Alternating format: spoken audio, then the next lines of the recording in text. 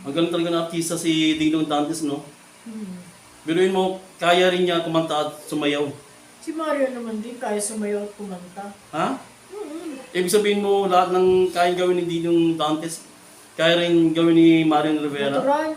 Ako nga, marunong din ako magpatawa na katulad mo, no? Marunong ka rin magpatawa? Of course. Sige, banat. Anong lugar sa Luzon ang paboritong puntahan ng hip-hopper sa katulad mo? Hip-hoppers na katulad yung puntahan? Oo. Dapat alam ko yan, saan ba yan? Baguio! Baguio, o nga no? Anong lugar sa Visayas ang mga tao mahilig magulat? Mahilig silang manggulat mga tao? Saan? Bohol! Bohol, o nga no? Anong lugar sa Manila ang maraming marites? Ilan naman ang lugar maraming marites ha? Meron isang lugar na maraming marites. Saan?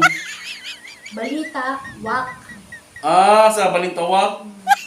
Anong lugar sa Visayas ang mga tao laging huli sa pagpasok sa trabaho?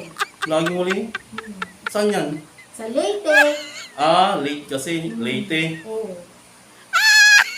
Anong lugar sa Visayas ang mga tao ay makaluma at sa pormahan?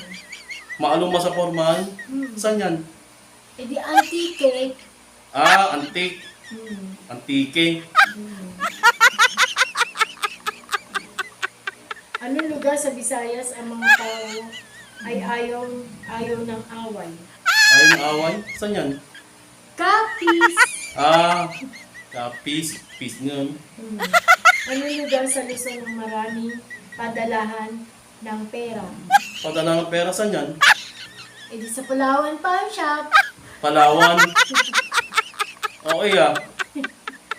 Nakabawing alunggay ah. Siyempre ako pa ba, joker ako ng bata ako eh.